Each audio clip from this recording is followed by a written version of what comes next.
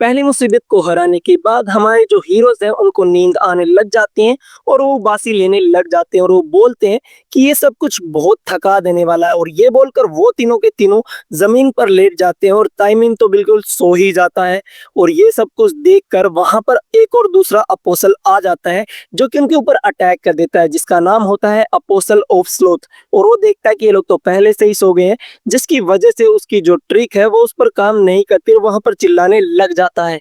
लेकिन तभी जिन्हों बड़े ही आराम से चिल मोड में उठता है और उसके सर पर एक चाकू दे मारता है, जिसकी वजह से वो अपोसल ऑफ स्लोथ वहीं के वहीं मर जाता है। और फिर हम लोग देखते हैं कि जिनहुक और योनोवा दोनों हंसने लग जाते हैं और ये बोलते हुए कि ये ट्रिक हर बार काम करती है इसके ऊपर। मुझे अपने पुराने दिनों की याद आ गई जब ये गेम था और हम गेम में ये सब कुछ पार करते थे। और हम लोग देखते कि मारियम की ये ट्रिक देखकर बहुत ज्यादा कंफ्यूज और शॉक भी हो जाते कि उन्होंने पहले से ही लाइट डाउन कर लिया, जिसकी वजह से उनके ऊपर कोई भी फर्क नहीं पड़ा अपोसल और स्लोथ की पावर्स का। और अगले डिमन को भी वो हरा देते हैं अपनी सभी ट्रिक्स का इस्तेमाल करके, जैसे वो साइकोलॉजी ट्रिक के साथ दूसरे अपोसल को हरा देता है और अपोसल ऑफ ग्रिड को बहुत सारे पैसे यूज करके तीसरे अपोसल को भी हरा देता है। फिर मारिया अपने मन में सोचने लग जाती है उनकी इन सभी ट्रिक को देखकर कि ये हमारी तरह तो बिल्कुल भी नहीं है, जहां पर हम इनको सिर्फ ओवर पावर करने की सोचते हैं लेकिन ये लोग बॉक्स से बाहर की बातें सोचते हैं। मुझे लगता है कि इस बार हम इस रेड में कामयाब हो जाएंगे, क्यों है ना निराशा। लेकिन जैसे ही मारिया पीछे मुड़कर देखती है, निराशा वहां पर नहीं होती। फिर हमें एक सीन दिखाया जाता है जहां पर निराशा बैठी होती है और वो शिव जी की प्रार्थना कर रही होती है और वो शिव जी के दर्शन पाना चाहती है। और वो बोल रही होती है कि मेरी कॉल का जवाब दीजिए, मैं आपसे बात करना चाहती हूँ। लेकिन हम लोग देखते हैं आखिर में उसको कुछ हाथ नहीं आता। वो बहुत ज्यादा निराश हो जाती है क्योंकि शिव जी उसको दर्शन नहीं देता। लेकिन तभी हम लोग देखते हैं कि वहां पर मीना नाम की वही डिमोनिक ह्यूमन आ जाती है, जो कि अभी अभी यहाँ की बॉस के साथ खड़ी होती है और वो बोलती है कि निराशा, तुम हो ग्रैंड मास्टर गंधारा गिल्ड की, तो तुम हो यहाँ पर। और इसकी ये बात सुनने के बाद निराशा बहुत ज्यादा डर जाती है और या फिर कहें कि रेडी हो जाती है फाइट के लिए और बोलती है कौन है यहाँ पर, बाहर आओ। लेकिन तभी हम लोग देखते हैं कि मीना उसके पीछे आ जाती है और उसके कानों में कुछ बोलती है और वो बोलती है कि मैं तुम्हारी मदद कर सकती हूँ। और ये उसकी विस्पर ऑफ डार्कनेस स्किल होती है जिसका इस्तेमाल करते हो लोगों को भटकाने के लिए। लेकिन निराशा पर उसका बिल्कुल भी असर नहीं होता और वो बोलती है कि चली जाओ यहाँ से। और उसकी ये सारी रेजिस्टेंस को देखकर मीना भी बोलती है ओ तो तुम एस क्लास हो, तुम दूसरों से डिफरेंट हो, जबकि सभी लोग एक ही बारे में मेरी बात मान जाते हैं और मेरे वश में आ जाते हैं, लेकिन तुम उन सबसे अलग हो।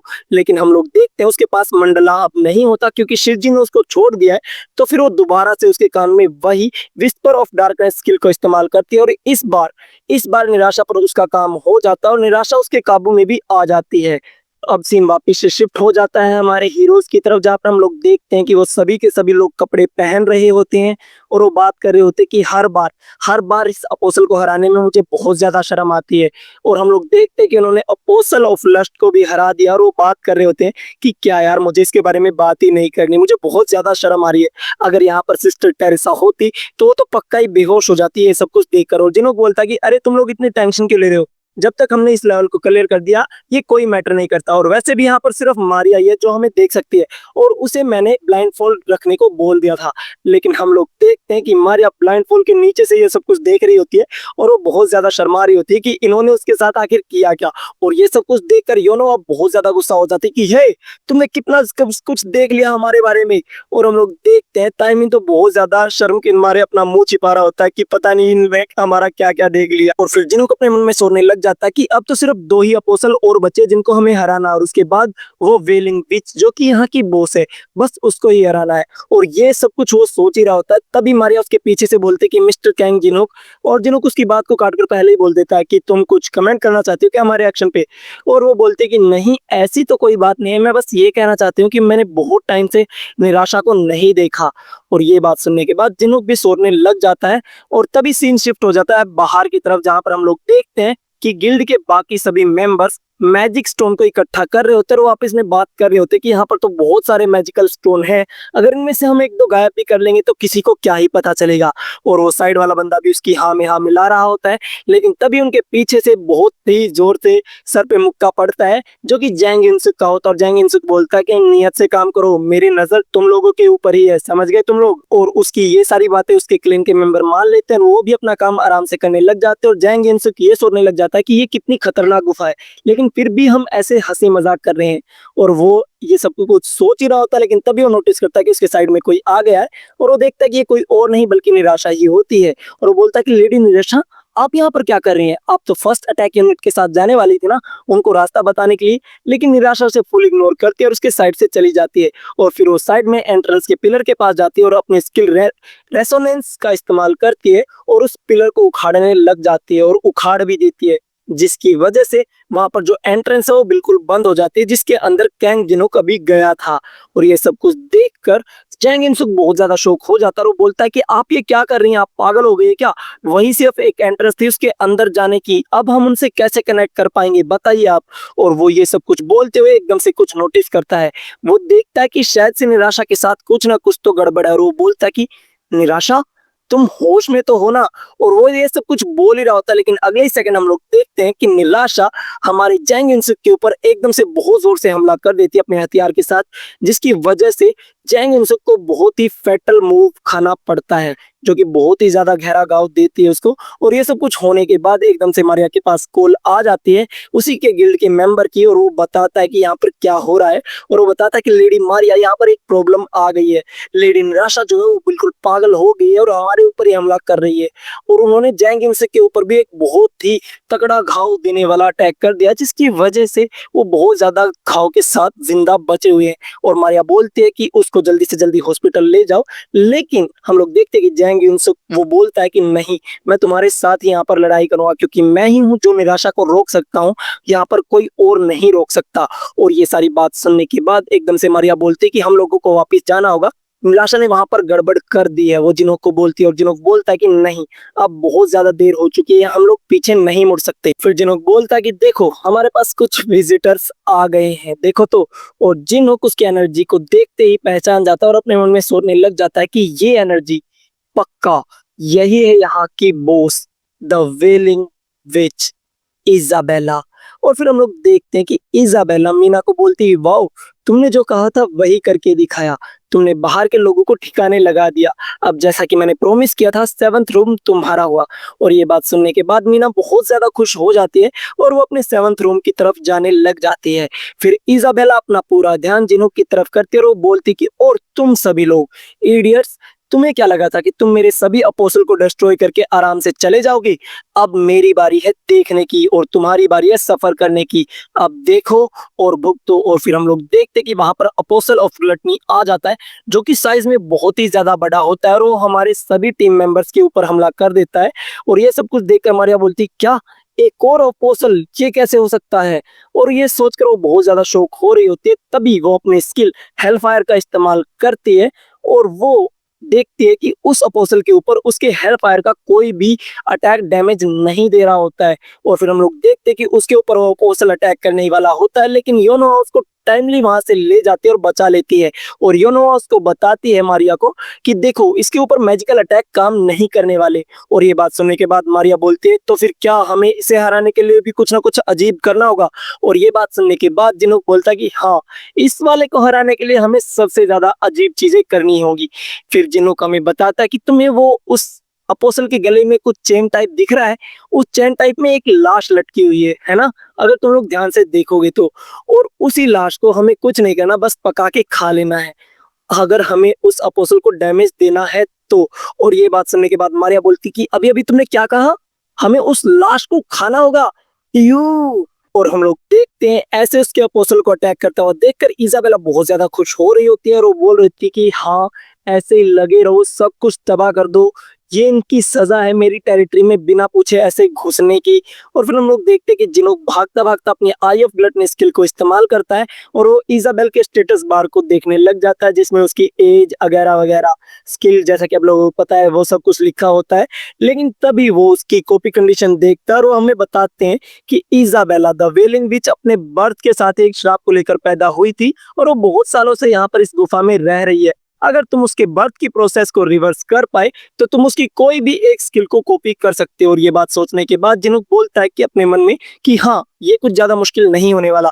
लेकिन तभी इजाबेला बताती, ओ हाँ, मैं तुम्हें एक और बात बताना भूल गई। और तभी सीन बाहर की तरफ शिफ्ट हो जाता है और फिर इजाबेला हमें बताते कि मैंने जेलसी वाले अपोस्टल को बाहर की तरफ भेज दिया और उसके साथ एक डिमोनिक एसोसिएशन के ह्यूमन को भी भेजा है, जहाँ पर हम लोग देखते हैं स्पाइडर टाइप का जो मॉन्स्टर होता है, वो बाहर के बंदों के ऊपर अटैक करने लग जाता है, जिसको देखकर बाहर के बंदे बहुत ज़्यादा शॉक हो जाते हैं कि ये यहाँ पर कर क्या रहा है, इसको तो अंदर होना चाहिए। लेकिन तभी हम लोग देखते हैं कि उसके ऊपर से गवान जंप लेता है और वहां पर बाहर जितने मेंबर्स होते हैं उस गिल्ड के, उन सभी के ऊपर हमला करने लग जाता है एक-एक करके। और इसकी रिपोर्ट भी लेडी मारिया की तरफ पहुंच जाती है एक कॉल के ज़रिए, और वो उसको बताता है कि बाहर ये सब कुछ हो रहा है, एक अपोस्टल ने बाहर भी अटैक कर दिया, उसके साथ एक डिमोनिक एसोसिएशन का आदमी भी है, और जिनोक अभी भी उस अपोस्टल के साथ लड़ाई कर रहा होता है। लेकिन तभी हम लोग देखते हैं कि उसके कंधे के ऊपर वही डीमन किंग आकर बैठ जाता है, और वो फिर से उसको ऑफर देता है कि मैं तुम्हें पावर दे सकता हूँ, मेरा स्टूडेंट बन जाओ, तुम मेरे चेले बन जाओ, और मैं तुम्हें इतनी पावर दूंगा कि तुम इस सिचुएशन से बाहर निकल सकते हो। जिनोक फिर से वही जवाब देता है कि नहीं यार, मुझे तुम्हारा स्टूडेंट बनने में अभी कोई दिलचस्पी नहीं है, मैं इसको खुद से संभाल लूंगा, तुम्हें पता है ना मेरे बारे में। और ये सब कुछ सोचकर वो डीमन किंग सोचता है कि तुम इसको कैसे संभालोगे। फिर सीन एकदम से बाहर की तरफ शिफ्ट हो जाता है, जहां पर हम लोग देखते हैं गवान के ऊपर कोई भारी पड़ रहा होता है, और फिर हम लोग देखते हैं कोई और नहीं बल्कि ब्लैक पैसा ही होती है। और गवान बोलता है कि एम्बुश के लिए एक और एम्बुश, मतलब कैंग जिनो को हमारे प्लान का पहले से ही पता था कि हम तुम्हारे ऊपर अटैक कर सकते हैं, और उसने हमारे लिए इतना प्यारा गिफ्ट प्रिपेयर किया है। और टेरसा को देखकर वो बहुत ज्यादा खुश हो रहा होता है कि उसे इतने पावरफुल अपोनेंट के साथ लड़ाई करने को मिलेगी, और ये बात सोचकर वो बहुत ज्यादा स्माइल कर रहा होता है। लेकिन तभी हमें एक पीछे का सीन दिखाया जाता है कि टेरेसा यहाँ पर आखिर कर क्या रही है, और फिर हमें बताया जाता है जब स्टार्टिंग में कैंग जिनुक ने उसको यहीं पर रुकने के लिए बोला था, तब कैंग जिनुक ने उसे बताया था कि तुम्हारे होली एम्पायर के अंदर जो डीमंस आए थे उसके पीछे डीमन ह्यूमन एसोसिएशन का काम है, मतलब डिमोनिक ह्यूमन एसोसिएशन के लोग ही उसके पीछे हैं, और उन्हीं की वजह से तुम्हारी बहुत सारी सिस्टर्स की मौत हुई है।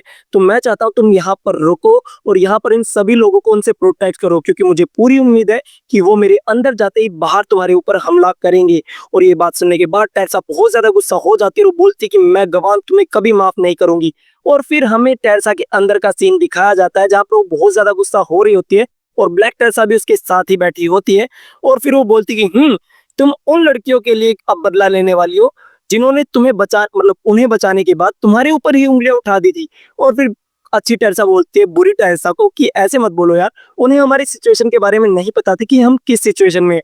और ब्लैक टेरसा बोलते हैं अच्छा ठीक है, फिर सब कुछ छोड़ो, अब मुझे ये बताओ कि तुम अब करना क्या चाहते हो, तुम्हारे मन में क्या है। और फिर अच्छी टेरसा बोलती कि मैं गवान को पकड़ूंगी और अवेकन एसोसिएशन के हवाले कर दूंगी। और ब्लैक टेरसा बोलती क्या तुम अवेकन एसोसिएशन के हवाले करोगी, उनके लिए होली एम्पायर कोई भी मैटर नहीं करता, यहाँ तक कि वो लोग उसे कैद भी नहीं करेंगे। तुम्हें क्या लगता है कि गवान जैसा आदमी अपने किए पर पछताएगा? और अवेकन एसोसिएशन तो उसे पकड़ेगी भी नहीं, क्योंकि वो सोचते कि होली एम्पायर कुछ भी नहीं है, गेम का पार्ट है, और तुम उनके लिए उसे पकड़कर उसको दोगी, ऐसा नहीं हो सकता। तुम्हें उसे यहीं के यहीं मारना होगा, उसे अपने गुनाहों की सजा मिलकर रहेगी। ओ क्या बोलती हो तुम? और ये बात सुनने के बाद टेरसा बिल्कुल चुप हो जाती है, वो कुछ भी जवाब नहीं देती। और ब्लैक टेरसा बोलती कि हाँ यार, कितना ज्यादा फ्रस्ट्रेटिंग है ये सब कुछ, मैं और बर्दाश्त नहीं कर सकती। और फिर हम लोग देखते कि टेरसा, मतलब ब्लैक टेरसा, अच्छी टेरसा को उसी के मन के अंदर एक जेल के अंदर कैद कर देती है, और वो बोलते कि मैं और बर्दाश्त नहीं कर सकती तुम्हें अपने एक्शन के ऊपर अंदर रहकर यहाँ पर पछताते रहना। और हम लोग देखते हैं कि वो उसकी बॉडी के ऊपर जानबूझकर कब्जा कर लेती है और अच्छी टेरसा को वहीं के वहीं कैद कर देती है। और बाहर की तरफ क्या देखते हैं हम लोग, गवान अपनी नेक्रोमेंसी स्किल को इस्तेमाल करता है और वो बहुत सारे मुर्दों को वहां पर जिंदा कर लेता है, लेकिन उन सभी मुर्दों को एकदम से अपनी ब्लैक टेरसा एक ही अटैक में खत्म कर देती है। तो टेरसा के इस लास्ट अटैक को देखने के बाद गवान एकदम से बोलता कि यार, तुम्हारा अटैक तो बहुत ज्यादा पावरफुल था, तुम तो मुझे पूरी मारने की इंटेंशन से अटैक कर रही हो। ये मेरा पहली बार होगा कि मैं देखूंगा कि कोई सेंट किसी इंसान को मार रहा होता, और ये सब कुछ बोल ही रहा होता गवान। लेकिन तभी अगले सीन में हम लोग देखते कि ब्लैक टेरसा गवान के पेट में एक बहुत ही जोर की नी मारते हुए बोलते कि कहाँ, कौन? मुझे तो यहाँ पर कोई इंसान नहीं दिख रहा, मुझे तो यहाँ पर सिर्फ कीड़े दिख रहे हैं। और ये बोलते हुए वो गवान का सर पकड़ती है, मतलब बाल पकड़ती है, और बहुत ही जोर से पंच करने लग जाती है गवान के फेस पर, और वो बहुत ही ज्यादा ब्रूटली मार रही होती है। और उसके बाद साइड में ही सीन देखते हैं, जो अपोस्टल ऑफ जेलसी होता है वो बाकी सभी लोगों के ऊपर अटैक करने लग जाता है। लेकिन तभी हम लोग देखते हैं कि वहां पर योनो का दादाजी आ जाता, जो कि एक चिट्ठी पढ़ रहा होता है, जो कि कैंग जिनुक्लोस को दी होती है, जिसके ऊपर इंफॉर्मेशन लिखी होती है सभी अपोस्टल के बारे में।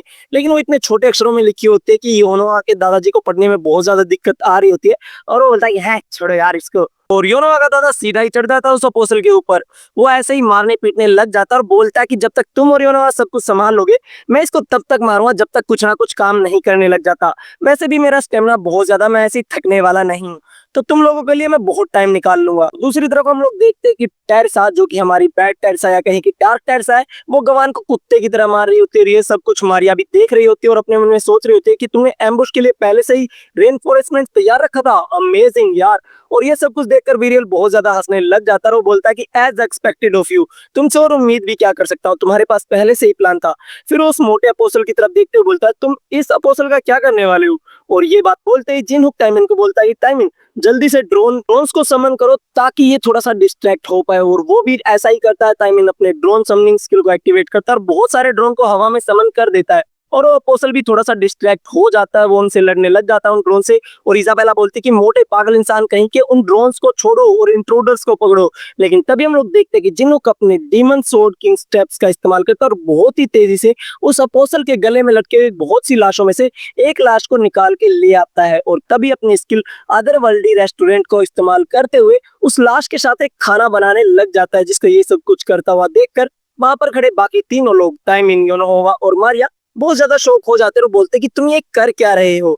लेकिन तभी जिनुक बोलता है कि तुम रुक जाओ, मैं बता रहा हूँ। तभी जिनुक उनके सामने 4 प्लेट्स लगा देता है और वो बोलता है कि इनमें से 3 के अंदर अच्छा खाना है और एक के अंदर ही सिर्फ उस लाश का माल या फिर कहीं मांस मट्टी जो भी है। तो अगर तुम्हें थोड़ा सा भी टेस्ट बेकार लगे तो तुम लोग उसे उल्टी कर सकते हो, ठीक है? मैं तुम्हें कुछ नहीं बोलूंगा क्योंकि प्रोबेबली तुम्हारे सामने वो मीट आ सकता है। और ये बात सुनने के बाद उन सभी के चेहरे उतर जाते हैं कि क्या यार, कहीं वो मॉन्स्टर का मीट मेरे सामने ना जाए। सभी लोग यही सोच रहे होते हैं और लास्टली वो सभी लोग एक एक प्लेट उठा लेते हैं। और जैसे ही वो उस खाने को खाते हैं, उन तीनों के मुंह पे एक बहुत ही अच्छी स्माइल आ जाती है, जैसे कि उनको अच्छा खाना मिला है और किसी और को ही बुरा खाना मिला होगा। क्योंकि उनमें से उसने बोला था कि सिर्फ एक में ही गलत खाना है, बाकी सब में सही खाना है। लेकिन फिर जिन्होंने उन्हें बताता है कि असल बात तो ये है कि इनमें कोई अच्छा खाना था ही नहीं, इन सभी के अंदर बुरा ही खाना था। मतलब वो लाश जो गले से काट कर लाया था जिन्हों, वही लाश के टुकड़ों से मैंने ये सारा खाना बनाया था। और तभी उन सभी के सामने नोटिफिकेशन आ जाती है कि अब आप लोग अपोस्टल ऑफ ग्लटनी को डैमेज पहुंचा सकते हो। ये बात पता लगने के बाद उन सभी के चेहरे बहुत ज्यादा उतर जाते हैं और वो लोग उल्टी करने लग जाते हैं। लेकिन तभी योनोवा अपनी विंड किक का इस्तेमाल करती है और उसके ऊपर अटैक करना शुरू कर देती है। और साथ में टाइमिंग ब्रश करते करते अपनी मैकेनिकल लोड से उसके ऊपर हमला करने लग जाता है। और मारिया उल्टी को रोकते हुए अपनी फ्लेम विप का इस्तेमाल करते हुए उसके ऊपर अटैक करने लग जाती है। और अब सभी अटैकों का उसके ऊपर असर हो रहा होता है क्योंकि उसने उसके लाश के टुकड़े खाए थे। तो इसकी वजह से अब उन तीनों के जो अटैक है वो डैमेज कर पा रहे होते हैं अपोस्टल और ग्लटनी को। और ये सब कुछ देखकर इजाबेला बहुत ज्यादा टेंशन में आ जाती है कि यहाँ पर हो क्या रहा है। लेकिन तभी हम लोग देखते हैं कि इजाबेला के सामने हमारा कैंग जिनो खड़ा हो जाता है और फिर वो बोलता है इजाबेला को, इजाबेला क्या ख्याल है अब तुम्हारा? अब हम रह गए सिर्फ दोनों, तो अब लड़ाई करें आमने सामने। और हम लोग देखते हैं इजाबेला के सामने का व्यू और वो देखती है कैंग जिनो की बड़ी ही इविल फेस को और वो बेचारी रोने लग जाती है वहीं पर बैठकर। जो नजारा वो देखती है, क्योंकि कैंग जिनो इस टाइम पर बहुत ही ज्यादा खतरनाक स्माइल दे रहा होता है इजाबेला को। और जिनु को ऐसे अपने सर पर खड़ा हुआ देखकर इजाबेला तो रोने ही लग जाती है। और तभी उसकी स्किल एक्टिवेट हो जाती है ब्लैक टीयर, जिसको देखने के बाद जिनु बोलता है कि फाइनली मैंने कर दिखाया, मैंने उसकी ब्लैक टीयर को एक्टिवेट करने पर उसे मजबूर कर दिया। वो पता नहीं क्यों बहुत ज्यादा खुश हो रहा होता है इजाबेला की इस स्किल को एक्टिवेट होता हुआ देखकर। और तभी हम लोग देखते हैं कि इजाबेला जो रो रही होती है, उसके जो काले आंसू निकलते हैं, वो उन सभी के ऊपर हमला करने लग जाता है। और जिनु उसके इस अटैक से बच जाता है और सभी को वार्निंग देता है कि इससे बच के रहना। लेकिन तभी हम लोग देखते हैं उसके जो ब्लैक टीयर्स होते हैं वो मारिया की तरफ बढ़ने लग जाते हैं और वो मारिया को अटैक करने ही वाले होते हैं, उसको लगने ही वाला होता है। लेकिन एन मौके पर हम लोग देखते हैं कि योनोवा उसके उस ब्लैक आंसू को अपने हाथ से पकड़ लेती है। तभी हमारे सामने नोटिफिकेशन आती है कि अगर ये सब कुछ, ये आंसू तुम्हें टच हो गया तो तुम सभी लोग करप्ट हो जाओगे वेलिंग विच की सोच के द्वारा और तुम उसका कहा मानने लग जाओगे। लेकिन तभी हम लोग देखते हैं कि योनोवा अपने दस्ताने को ही निकाल के फेंक देते और बोलती कि ये क्या चीज है, और वो इस चीज को किक भी मारते और जिसकी वजह से वो दूर जाके गिरता है और वो दूर जाकर आसपास खड़ी हुई एक मूर्ति की तरफ जाकर लग जाता है, जिसकी वजह से वहां पर खड़ी सभी मूर्तियां बहुत ज्यादा मॉन्स्टर्स बन जाती है और जिंदा भी हो जाती हैं। और जिन्होंने बताता है कि अगर तुम्हें ये टच हो गया तो ये तुम्हें करप्ट कर देगा अंदर से। तो तुम्हें इससे बचकर रहना होगा कैसे भी करके। और फिर मारिया बोलती है अगर ऐसी बात है तो हमें क्या करना होगा इसको हराने के लिए। और जिनोक बोलता है कि हमें ज्यादा कुछ नहीं करना, हमें बस चुपचाप यहाँ पर वेट करना है जब तक कि ये वेलिंग विच शांत नहीं हो जाती। और हम लोग देखते हैं कि वो बहुत सारी मूर्तियों को करप्ट कर देती है और जिंदा कर लेती है। और अब सीन शिफ्ट हो जाता है 5th फ्लोर की तरफ जहां पर एंड्रिया का डोमेन है। और हम लोग देखते हैं कि वो थोड़ा सा अच्छा सा दिखने लग गया है, वहां पर बिल्डिंग वगैरह बन गई है। और वो बोलती है कि ये जगह बहुत ही ज्यादा खराब हुआ करती थी, लेकिन हमें फिर वहां पर एंड्रिया और जुनोक का भी एक स्टैचू दिखाया जाता है। और फिर वो बोलती है एंड्रिया कि ये जगह इतनी अच्छी हो पाई है आपकी वजह से और जिनहोक की वजह से, इसलिए मैं आपका शुक्रिया अदा करना चाहती हूँ। और हम लोग देखते हैं उसके साइड में खड़ी होती है हमारी एलिस। एलिस बहुत ही ज्यादा सैड दिखाई दे रही होती है और एंड्रिया उससे पूछ लेती है कि आप इतनी ज्यादा सैड क्यों हो, आपको क्या दिक्कत है, कोई परेशानी है क्या। और एलिस बोलती है यार मुझे उसके साथ 15 फ्लोर पर जाना चाहिए था, टेरेसा के साथ। और एंड्रिया बोलती है टेरेसा गई तो है जिनहुक के साथ, तो क्या दिक्कत है इसमें। फिर हमें एक फ्लैशबैक दिखाया जाता है एलिस का, जिसमें हम देखते हैं एलिस और टेरेसा एक साथ ड्रिंक कर रहे थे, मतलब वो बैड टेरेसा जो होती है वो उनके साथ ड्रिंक कर रहे होते हैं। वो दोनों ही थककर जमीन पर गिर जाते हैं। और एलिस बोल रही होती है कि यार मैं तुम्हें ज्यादा पसंद करती हूँ उस अच्छी टेरेसा से, तुम कमाल की हो यार, तुम्हारी कैपेसिटी भी अच्छी है और तुम शराब भी पीती हो, उसकी तरह नहीं हो, बिल्कुल शुद्ध शरीर। और बुरी तरह बोलती है हाँ यार मुझे भी यहाँ पर बाहर आकर बहुत अच्छा लगता है, कभी कभी तो मुझे ऐसा लगता है कि मुझे इस बॉडी पर कब्जा कर ही लेना चाहिए, चाहे तो मैं ऐसा कर सकती हूँ, मेरा मन करता है कि कभी कभी उस अच्छी टेरेसा को वहीं के वहीं कैद कर दो और पूरी तरीके से इस बॉडी पर कब्जा ले लूं। और ये बात सुनने के बाद एलिस एकदम से उठ जाती है कि ये क्या बोल रही है। और वो बात उसके मन में अभी भी है जिसकी वजह से वो बहुत ही ज्यादा परेशान होती है। और फिर वो सोचती है कि नहीं यार मेरे ख्याल से वो उसको संभाल लेगा, अगर कुछ भी बुरा होगा तो जिनहोक उसको संभाल लेगा, इतना पावरफुल तो है जिनहोक। और वो देखते हैं कि एंड्रिया बहुत ज्यादा परेशान हो गई होती है उसकी इस टेंशन को देखकर। लेकिन तभी एलिस बोलती है अरे कुछ नहीं, मैं तो ऐसे ही थोड़ा सा कुछ सोच रही थी, तो तुम ज्यादा टेंशन मत लो, ये कुछ भी नहीं है, रिलैक्स हो जाओ। और वो भी इसकी बात मान लेती है और बोलती कि यस मास्टर। और अब सीन शिफ्ट हो जाता है दूसरी तरफ जहां पर हम लोग देखते हैं कि ब्लैक टेरेसा अब बहुत ही बुरी तरीके से कुत्तों की तरह मार रही होती है किसे, गवान को। और वो बहुत ही ज्यादा ब्रूटली मार रही होती है और बोल रही होती है कि ये सजा है मेरे लोगों पर अपने हाथ उठाने का, यानी कि हमला करने का। और बेचारा वो पिटते पिटते भी सोच रहा होता है कि मेरा डेटा शो कर रहा है कि ये इतनी ज्यादा पावरफुल नहीं होनी चाहिए इस लेवल पर, लेकिन ये इतनी ज्यादा स्ट्रॉन्ग कैसे है। फिर गवान पिटता पिटता बोलता है कि मैं सरेंडर करता हूँ, प्लीज थोड़ी सी मर्सी करो मेरे ऊपर। और बोलते हैं टेरेसा ब्लैक क्या मर्सी, वो क्या होता है, ये अच्छी टेरेसा को बोलते तो शायद तुम्हारा काम भी बन जाता। और फिर वो उसे फेंकती है दीवार की तरफ और अपनी स्किल से उसे वहीं पोल पर बांध देती है, जो कि बहुत ही ज्यादा जोर से लगता है आई थिंक उसको। और वो चिल्लाकर बोलता है कि तुम्हें सुनाई नहीं दिया क्या मैंने क्या कहा, मैं सरेंडर कर रहा हूँ पागल लड़की, मुझे पुलिस के हवाले कर दो। लेकिन हमारी ब्लैक टेरेसा एक नहीं सुनने वाली, तभी वो अपनी स्किल विंच हंट को एक्टिवेट करती है और उस पोल से बंधे हुए गवान को जिंदा जला देती है, लिटरली उसको वहीं के वहीं आग लगा देती है, जिसकी वजह से वो विच बर्निंग रिचुअल नाम की जो उसकी प्रोसेस है उसमें भाई वो जिंदा जल जाता है। और ब्लैक टेरेसा बोलती कि हाँ अब मुझे क्या करना चाहिए, मुझे तो बहुत ही ज्यादा मजा आया यार ये सब कुछ करके, अब मुझे क्या करना चाहिए, क्या मुझे उस अच्छी टेरेसा को हमेशा के लिए अंदर लॉक कर देना चाहिए, क्या मुझे इस बॉडी पर परमानेंटली कब्जा कर लेना चाहिए। मुझे कितना ज्यादा अच्छा लग रहा है यार, मुझे मजा आ गया, मैं तो चाहती हूँ कि मैं इस बॉडी से कभी बाहर नहीं जाऊं, क्या यार मजा आ गया। और हम लोगों को अंदर जो अच्छी टेरेसा वो कैद दिखाई देती है। और अब सीन दूसरी तरफ शिफ्ट हो जाता है जहां पर हमारी जो वेलिंग बीच है जो रो रही थी अपनी ब्लैक टीयर स्किल को एक्टिवेट करके, वो फाइनली चुप हो जाती है और अपने आसपास देखते हैं उसके पास बहुत सारी मूर्तियां खड़ी होती हैं जो कि उसी के हाथों से बनी होती है। और वो उनको ऑर्डर भी दे देती है तुम लोगों को मुझे प्रोटेक्ट करना होगा, ओके ठीक है। और वो सभी मूर्तियां ऑफकोर्स सी बात है उसकी बात मानेंगी। और तभी दिनों बोलता है कि ये हमारा चांस है, चलो डेल्टा कॉम्बिनेशन का यूज करते हैं। और ताइमिन और रियोनोहा भी मान जाते हैं डेल्टा कॉम्बिनेशन को यूज करने के लिए। और मारिया बोलती कि तो फिर मुझे क्या करना है। और जिनू बोलता है कि अरे कुछ नहीं, तुम बस चिल यहाँ पर खड़ी रहो और तुम लोग देखो कि विट्रन कंपनी के 3 सदस्य कैसे काम करते हैं और कैसे फाइट करते हैं। और तभी वो तीनों उस वेलिंग विच की बनाई हुई मूर्तियों की तरफ आगे बढ़ने लग जाते हैं उन पर अटैक करने के लिए। और तभी जिनहुक अपनी ग्लेशियर फॉर्मेशन स्किल को एक्टिवेट करता है और ग्लेशियर फॉर्मेशन स्किल से वहां पर एक ब्रिज टाइप कुछ बना देता है और योनोवा बहुत ही ज्यादा स्पीड से भाग रही होती है। और तभी ताइमिन अपने जो ड्रोन समनिंग स्किल है वहां पर बहुत सारे ड्रोन समन कर देता है हवा में। और तभी योनोवा जिन्हों की बनाई हुई आइस के ऊपर पाँव रखती है, थोड़ा सा ऊंचा जंप लेती है और जो टाइमिंग ने ऊपर ड्रोन समन कर रखे हैं उनके ऊपर चढ़ जाते हैं, जिससे वो अपनी स्पीड को थोड़ा और बढ़ा पाए। और जिसकी वजह से वहां पर जाने के बाद योनोवा अपनी स्किल का, जिसका नाम अभी ध्यान से मैंने देखा नहीं है, लेकिन उसको एक्टिवेट करने की वजह से उसकी जो स्पीड है वो 100% से इंक्रीज हो जाती है, जिसकी वजह से वो बहुत ही ज्यादा तेज मूवमेंट कर रही होती है, वो दिखाई भी नहीं दे रहे होते हैं और उन सभी मूर्तियों पर बहुत ही तेजी से अटैक करती है। और ये सारे अटैक देखकर मारिया बहुत ही ज्यादा इंप्रेस हो जाती है कि विक्ट्रन कंपनी के ये तीनों लोग कितने अजीब तरीके से फाइट कर रहे हैं।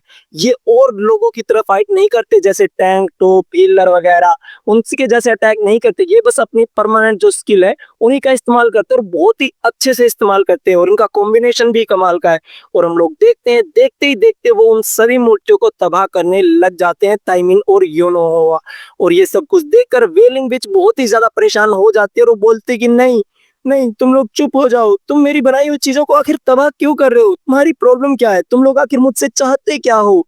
और ये बोलकर वो अपनी एक बैरियर को एक्टिवेट कर रही होती है, कर्स बैरियर को, लेकिन उसको अपना जिन्होक अपना ही बैरियर एक्टिवेट करके उसके उस कर्स बैरियर को डीएक्टिवेट कर देता है और बोलता है कि मुझे पता है कि तुम्हारा कर्स बैरियर कितना ज्यादा अनोइंग है, तो तुम्हें सच में लगा कि मैं तुम्हें एक एक्टिवेट करने दूंगा, तुम्हारे सपने में भी नहीं। और फिर जिनहुक अपनी मॉर्निंग पीरियड स्किल को एक्टिवेट कर देता है, जिसकी वजह से उसके बनाए गए सभी बैरियर्स बहुत ही ज्यादा इफेंशियली वर्क करेंगे और वो बहुत ही कम माना से बैरियर बना पाएगा, जिसकी वजह से वो 9 स्टार का बैरियर बनाने लग जाता है, वो भी मल्टी लेयर। और वो एक बैरियर पता नहीं किस टाइप का बनाता है, जिससे आसमान में एक बहुत ही पीले टाइप का चक्कर बन जाता है जिसके ऊपर जोडियक लिखा होता है। और उसके साथ उसकी वजह से, उस बैरियर की वजह से वहां पर एक बहुत ही बड़ा जाइगेंटिक स्कॉर्पियन आ जाता है। आई थिंक ये इंडिया में जैसे राशि रिलेटेड होता है उस तरीके का कोई अटैक होगा। और वो बहुत बड़ा सा जो स्कॉर्पियन है, वो जो स्कॉर्पियन दिख रहा होता है, वो इजाबेला की तरफ बढ़ने लग जाता है और इजाबेला इतने बड़े स्कॉर्पियन को अपने पास आता हुआ देखकर बहुत ही ज्यादा डर जाती है और वो रोने लग जाती है। फिर वो अपने 4 स्टार के प्रोटेक्शन बैरियर को एक्टिवेट कर देती है, वो भी मल्टी लेयर बैरियर को, एक नहीं दो नहीं बल्कि 4 4 मल्टी लेयर बैरियर प्रोटेक्शन के वो अपने ऊपर एक्टिवेट कर लेते हैं ताकि वो उसके इस लास्ट अटैक से बच पाए। और ये सब कुछ होता हुआ देखकर मारिया बहुत ज्यादा शॉक हो जाती है और वो अपने स्ट्रॉन्गेस्ट ह्यूमन मेज के जो टाइटल है उसके पास, उसको बोलते कि ये मीनिंगलेस है, इन दोनों की जो मैजिक पावर है वो बहुत ही ज्यादा इनक्रेडिबल है, यहाँ तक कि कोई भी इस दुनिया में 20 से ज्यादा बैरियर्स को एक टाइम पर एक्टिवेट नहीं कर सकता, लेकिन ये बंदा इतने बैरियर को एक्टिवेट भी कर रहा है बल्कि इनको एक सिंगल फॉर्म भी दे रहा है। मैं ये कहना तो नहीं चाहूंगी लेकिन मुझे शर्म आ रही है खुद को मेज बुलाते हुए, लेकिन फिर भी कुछ भी कहो, ये बहुत ही ज्यादा इम्प्रेसिव है।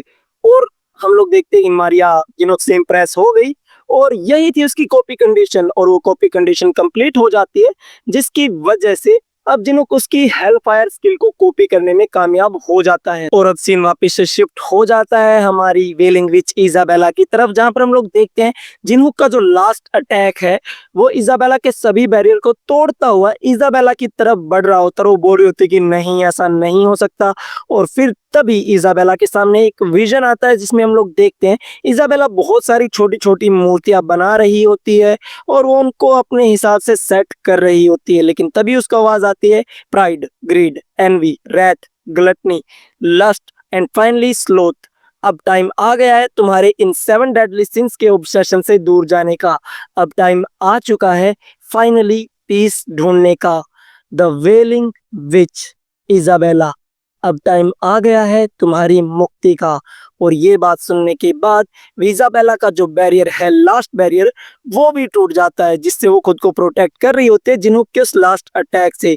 और हम लोग देखते हैं जिन्हों का जो लास्ट अटैक इतना पावरफुल होता है, वो स्कॉर्पियन वाला, वो इजाबेला को लग जाता है और वहां पर बहुत ही बड़ा विस्फोट होता है। और फाइनली हमें दिखाई जाती है द वीपिंग विच, यानी कि अब वो एक छोटे से बच्चे में बदल गई है और हम लोगों को बताया जाता है कि ये बहुत ही ज्यादा जीनियस थी। एक साइंटिफिक एक्सपेरिमेंट की वजह से इसको अपना कर्स मिल गया, जिसकी वजह से इसकी जो पावर है वो बेकार हो गई। और तभी जिन्हों को उस छोटी सी बच्ची को ही जला देता है अपनी इमोर्टल फ्लेम से। और हम लोगों को पता चलता है कि वो अब खत्म हो गई और वो उसकी जो कॉपी कंडीशन है जिन्हों उसको भी कंप्लीटली पूरा कर लेता है और उसके जो ब्लैक टीयर की स्किल है उसको पूरा कर कॉपी कर लेता है। और वो बोलता है कि चलो फाइनली मुझे ब्लैक टीयर मिल गई। और वो अपनी वेलिंग विच से वादा भी करता है कि हाँ मैं तुम्हारी स्किल का बहुत ही ज्यादा अच्छे से इस्तेमाल करने वाला हूँ, तो तुम टेंशन मत लो, तुमने जो इतनी अच्छी स्किल बनाई है वो बेकार नहीं जाएगी। और फिर मारिया बोलती कि हाउ इमेजरेबल, मतलब यार मैं मानती हूँ कि हमने इस बात को क्लियर कर दिया, लेकिन ये कुछ अजीब ही तरीके से मौत हुई है इस लेवल के बॉस की, क्या बोलूं यार मैं। और जिनुक बोलता है कि अभी हमारा काम पूरा नहीं हुआ, अभी हमें एंट्रेंस पे जाना है और देखना है कि बाहर क्या सीन चल रहा है। हमें जल्दी से बाहर जाना होगा ताकि हम बाहर होने वाले जो खतरे हैं उनको भी टाल सके। और जैसे हम बाहर की तरफ देखते हैं, हम लोग क्या देखते हैं, हमारी जो ब्लैक कैरसा होती है वो निराशा को बहुत ही कुत्ते की तरह मार रही होती है और उसके हाथ पांव तोड़ने वाली होती है। और वो बोलती है कि तुम्हें शर्म नहीं आती निराशा, तुम खुद को एक गिल्ड मास्टर बोलते हो और एक छोटी सी स्किल में तुम दिमाग खो बैठी, तुम पागल पागल हो गया, तुम्हें जिंदा रहने का कोई भी हक नहीं है। और ली योनोवा का जो दादाजी है वो उसको रोकने की ट्राई करता है कि हे लड़की रुक जाओ, तुम कुछ ज्यादा ही बढ़ रही हो आगे, हम उसे नहीं मार सकते। और तभी वो बोलते हैं कि नहीं यार, ऐसी लड़की को जिंदा रहने का कोई भी हक नहीं है, ये हमारे समाज को क्या ही दे देगी, इसको मार देना चाहिए। और ये बोलकर ब्लैक टेरेसा अपनी तलवार निकाल लेती है और बोलती कि इस जैसी पथेटिक लड़की जो एक छोटी सी स्किल के काबू में आ सकती है, उसको जिंदा रहने का कोई भी हक नहीं है। और भाई साहब वो निराशा की गर्दन पर सीधा तलवार चला देती है। और लास्टली फाइनल टाइम पर हम लोग देखते हैं कि वहां पर कैंग जिन्हुक आ जाता है और फाइनली उसको बचा लेता है। हालांकि उसके दादाजी ने, यूरोवा के दादाजी ने रोकने की कोशिश की थी, लेकिन वो उससे नहीं रुकी थी, जबकि उसको पता था कि अगर इसने उसे मार दिया तो वो पूरे इंडिया को अपना दुश्मन बना लेगी। लेकिन फिर भी वो उसको मारने के लिए रेडी होती है, लेकिन कैंग जिन्हुक एंड टाइम पर आकर उसको रोक लेता है। और वो ब्लैक टेरेसा बोलती है कि तुम यहाँ पर क्या कर रहे हो, तुम्हें तो अंदर होना चाहिए। और जिन्हुक बोलता है कि एक गिल्ड मास्टर को मारना मेरी परमिशन के बिना हमारे लिए ट्रबलसम हो सकता है, समझ गई तुम, तो अभी के अभी तुम इसे छोड़ दो, समझ गई। और ब्लैक टेरेसा बोलती क्या है यार, कितने बोरिंग हो तुम लोग, मार डालो ना इसे, क्या करोगी। लेकिन तभी जिन्हुक अपनी एक बैरियर को एक्टिवेट करता है, जिसकी वजह से निराशा के ऊपर जो कंट्रोल था उस लड़की का वो हट जाता है। और तभी जिन्हुक खड़ा होता है और ब्लैक टेरेसा की तरफ देखता है और पूछता है हमारी टेरेसा कहाँ पर है। और ब्लैक टेरेसा बोलती है उसका तो यार मैंने। लेकिन तभी जिन्हुक उसके पास आता है, वो भी मर्डरस ओरा के साथ, और बोलता है कि जवाब दो, तुमने टेरेसा के साथ आखिर किया क्या है, हाँ। और वो बहुत ही ज्यादा गुस्से में बोल रहा होता है, लेकिन ब्लैक टेरेसा को घंटा कुछ फर्क नहीं पड़ रहा होता। और वो बोलते कि तुम्हारी डिमोनिक ह्यूमन एनर्जी तो बहुत ही ज्यादा प्यारी है, और मुझे ऐसे मत दिखा, ठीक है, मुझे पता तुम मुझे नहीं मारने वाले, तुम मुझे मार भी नहीं सकते हो, और तो इतना मर्डरस हो रहा अपना बंद कर लो, क्योंकि तुमने लास्ट टाइम भी मुझे नहीं मारा था, तो इस बार भी तुम नहीं मारने वाले, मैं समझ गई। और तुम एक दिन शुक्र मनाओगे कि मैं यहाँ पर हूँ तुम्हारे पास, क्योंकि तुम जानते हो आगे आगे जैसे तुम फ्लोर में बढ़ोगे तुम्हें मेरी जरूरत पड़ेगी, एक ऐसे इंसान की जो कि किसी को भी मारने से पीछे नहीं हटेगा। लेकिन तुम्हारी जो गुडी टू शूज है, वो तुम्हारी अच्छी टेरेसा, वो बिल्कुल ये काम नहीं कर पाएगी, वो पीछे हट जाएगी, उस टाइम तुम्हें मेरी जरूरत पड़ेगी, और ये बात को तुम याद रखना। और ये सारी बातें बोलने के बाद जो ब्लैक टेरेसा है वो कंट्रोल छोड़ देती है उस बॉडी के ऊपर से, और तभी हमारी जो अच्छी टेरेसा है वो बाहर आ जाती है, लेकिन वो बेहोश होती है। और जिन्होंने उसको एंड टाइम पर कैच भी कर लेता है, और फाइनली वो अच्छी टेरेसा को हमारे योनोवा और टाइमिन को दे देता है और बोलता है कि इसको सेफली घर ले जाओ। और तभी टाइमिन पूछता है कि तुम कहाँ पर जा रहे हो, हमारा काम तो कंप्लीट हो गया ना। और जिन्हों बोलता है कि नहीं यार, अभी एक काम रह गया जो मुझे निपटाना है यहाँ पर, मैं थोड़ी देर में मिलता हूँ तुमसे आकर, तो तब तक तुम लोग चलो यहाँ से। और तभी सीन शिफ्ट हो जाता है उसी मतलब रूइंस के 7 चैम्बर की तरफ, जहाँ पर एंटी क्रस्ट की टॉम्ब है, और हम लोगों को दिखाया जाता है वही डिमोनिक ह्यूमन एसोसिएशन वाली लड़की मीना, जो कि किसी होली रेलिक की पूजा कर रही होती है किसी डीमन को समन करने के लिए। और वो बोलती कि ए डीमन किंग, मेरी आवाज को सुनो और यहाँ पर आ जाओ। और हम लोग देखते हैं कि उसकी कॉल का रिस्पॉन्स भी कर रहा होता है कोई हायर लेवल का बींग, और हम लोग देखते हैं कि उसकी इस पूजा से मतलब खुश होकर वहां पर एक इंटरमीडिएट लेवल का डीमन समन हो जाता है। और वो आते ही बोलता है कि कौन हो तुम, किसने मुझे यहाँ पर लोअर फ्लोर पर समन करने की हिम्मत की है। और फिर वो लड़की बोलती है मैं मीना, डिमोनिक ह्यूमन एसोसिएशन की वफादार, मैं आपकी मदद चाहती हूँ ताकि आप हमारी मदद करें, ताकि हम डीमन किंग को सक्सेसफुली रीसमन कर पाए इस जगह पर। और ये बात सुनने के बाद वो डिमोनिक ह्यूमन भी मान जाता है और तभी हम लोग देखते हैं उसके पीछे वहां पर कैंग जिनुक आ जाता है और वो बोलता है कि एज एक्सपेक्टेड ऑफ यू, तुम यहाँ पर एक इंटरमीडिएट डीमन के साथ में छुट्टी मना रही हो, बस तुमने इसको बुलाया मुझे हराने के लिए। और उसको वहां पर देखकर मीना बहुत ज्यादा खुश हो जाती है। वो बोलती है कि हाँ हाँ कैंग जिनुक, अब तक तुम गए, अब मैंने इस डीमन को समन कर लिया और ये तुम्हें डिफीट कर देगा। और फिर वो मीना उस डीमन से बोलती है कि यही है वो आदमी जो हमारे रास्ते में बहुत अड़चने पैदा कर रहा है, जिसकी वजह से हम डीमन किंग को फुल्ली समन नहीं कर पा रहे हैं। प्लीज मैं आपसे विनती करती हूँ कि आप इस इंसान को खत्म कर दे। और ये बात सुनने के बाद वो इंटरमीडिएट लेवल का जो डीमन होता है वो भी उसकी बात मान जाता है और बोलता है कि ओहो ऐसा है क्या, तो घमंडी इंसान लड़ने के लिए तैयार हो जाओ। मैं तुम्हें जब तक मारने वाला हूँ जब तक तुम अपनी जो जिंदगी की है वो भीख ना मांगने लग जाओ मेरे सामने। लेकिन तभी वो डीमन बहुत ज्यादा शौक हो जाता है वो चीजें देखकर जो वहां पर कैंग जिनुक कर रहा होता है। और कैंग जिनुक वहां पर सीट लगा रहा होता है और डीमन पूछता है तुम ये कर क्या रहे हो। और जिनुक बोलता है कि मैं यहाँ पर सीट लगा रहा हूँ ताकि मैं देखने के लिए रेडी हो जाऊं जो तुम्हारे साथ अभी होने वाला है। और जिनुक वहां पर पॉपकॉर्न भी खाने लग जाता है और उस डीमन को समझ नहीं रहा आ रहा होता कि उसके साथ आखिर क्या होने वाला है। और वो इतना सोच ही रहा होता तभी उस डीमन के मुंह पर एक बहुत ही जोर की किक आकर लगती है जो कि बहुत ही ज्यादा पावरफुल होती है। और वो डीमन बहुत ही ज्यादा गुस्से में नीचे गिर जाता है और मीना बहुत ज्यादा शौक हो जाती है कि ये आखिर किसने किया। और वो बहुत ही ज्यादा गुस्से के साथ ऊपर उठता है और वो बोलता है कि कौन है बास्टर, तुम कौन हो। और वो एकदम से डर के मारे बोलता कि तु, तु, तु, तु, तुम तुम तो डीमन लॉर्ड हो, डीमन लॉर्ड वेरियल हो, तुम यहाँ पर क्या कर रहे हो। और हम लोग देखते हैं उसके सामने वो जो छोटी फॉर्म में होता है डीमन लॉर्ड वेरियल होता है। और वो बोलता है कि तुम्हारी हिम्मत कैसे हुई एक इंटरमीडिएट लेवल का डीमन होने के बाद भी मेरे जो मजे के बीच आने का। हाँ, तुम्हारी हिम्मत कैसे हुई। और हम लोग देखते हैं उस इंटरमीडिएट लेवल का जो डीमन है उसकी हालत खराब हो चुकी है और वो माफी मांगता है अपने वीरियल से कि ये मेरे से गलती हो गई, प्लीज मुझे माफ कर दीजिए, मैं आगे से आपके बीच में नहीं आऊंगा। और फिर वीरियल बोलता है ओ तो तुम सॉरी बोल रहे हो और तुम जानते हो कि मैं कौन हूँ, ठीक है तो तुम बताओ मुझे कि तुम्हारी गलती क्या थी। और फिर वो सोचने लग जाता है बेचारा वो इंटरमीडिएट लेवल का डीमन। वो बोलता है कि मैं हाँ मुझे पता है, मैं आपके मजे के बीच में आ गया, यही मेरी गलती थी, क्यों है ना, मैंने सही कहा ना। और ये बात सुनने के बाद जो डीमन किंग वेरियल का छोटा वर्जन होता है उसे बहुत ही जोर से किक मारता है और बोलता है कि तुम्हें इतना भी नहीं पता तुम्हारी गलती क्या है, तुम्हारी हिम्मत कैसे हुई मेरे मजे के बीच में आने की। हाँ, तुम्हारी हिम्मत कैसे हुई जो चीज मुझे मजेदार लगती है, जो इंसान मुझे मजेदार लगता है उसको परेशान करने की। और हम लोग देखते हैं वो डीमन किंग वेरियल का जो छोटा रूप होता है उस इंटरमीडिएट लेवल के डीमन को बहुत ही कुत्ते की तरह मार रहा होता है। और ये सब कुछ देखकर मीना बहुत ज्यादा अजीब सा मतलब सोचने लग जाते कि यहाँ पर आखिर हो क्या रहा है, हम लोग इतनी मेहनत कर रहे हैं डीमन किंग वेरियल को यहाँ पर समन करने के लिए, लेकिन कैंग जिनु ये इतनी आसानी से डीमन किंग वेरियल का पसंदीदा बन गया। और यहाँ तक कि डीमन किंग वेरियल इसको देख भी रहे हैं, ये कैसे हो सकता है, ये आखिर इंसान है कैसा। और हम लोग देखते हैं जहां अभी डीमन किंग वेरियल ने उस इंटरमीडिएट लेवल डीमन को जमीन में गाड़ दिया और बोलता है देगा तुमने, मैं इतने छोटे साइज में भी एक इंटरमीडिएट लेवल डीमन को बड़े ही आसानी से हरा सकता हूँ, तो फिर क्या सोचते हो तुम, मेरा डिसाइपल बनना चाहोगे। और जिन्हों बोलता है चल चल, इंटरमीडिएट लेवल के डीमन को तो मैं भी हरा सकता हूँ, वो भी यहाँ पर बैठे बैठे, तो मैं अभी के लिए पास कर रहा हूँ, ठीक है। और डीमन किंग वेरियल बोलता है तुम एक डीमन किंग को मना कर रहे हो यार, तुम हो तो बहुत ही ज्यादा कमाल के।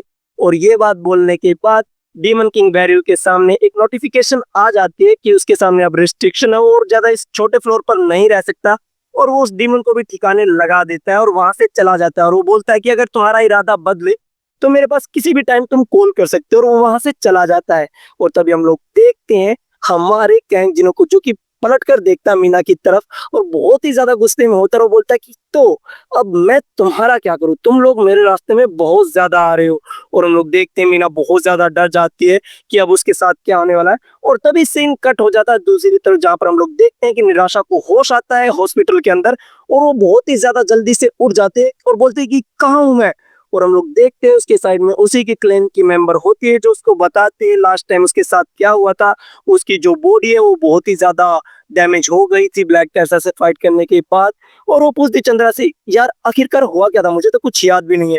और तभी वो टीवी पर इंटरव्यू देखती है जहाँ पर मारिया इंटरव्यू दे रही होती है कि उन लोगों ने बहुत सारी परेशानियों का सामना करके आखिरकार इस रूइन को कंप्लीट कर दिया और जो विच क्रोड था वो भी उन्होंने अवेकन एसोसिएशन को दे दिया एज अ गिफ्ट।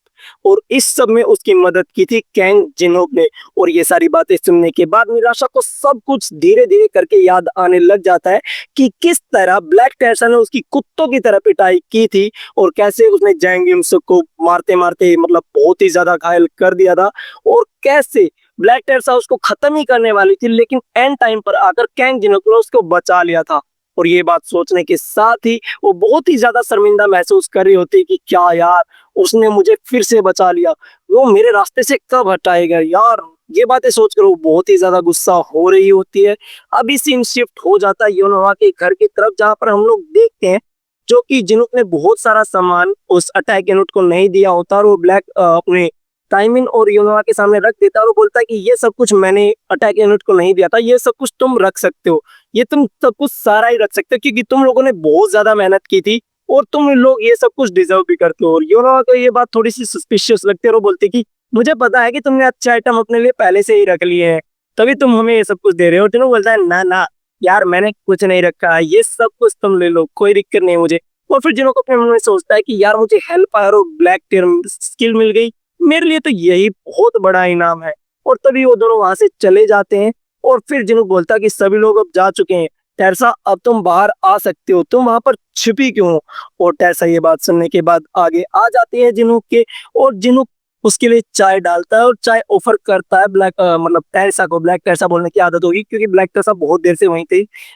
तो फिर जिनूक बोलता है कि तुम यहाँ पर आखिर कर क्या रही थी, मुझे पता था कि तुम वहां पर छिपी हो, लेकिन तुम छिप किससे रही थी, और मुझे एक बात बताओ कि तुम्हें कितना याद है कल क्या हुआ था। और टेरसा बोलती कि मुझे सब कुछ याद है, मुझे वो सब कुछ याद है कि मैं कैसे मिस निराशा को जान से मारने वाली थी, मैंने कैसे उस डिमोनिक ह्यूमन को जिंदा जला दिया था, वो भी बहुत ही ज्यादा क्रूल तरीके से।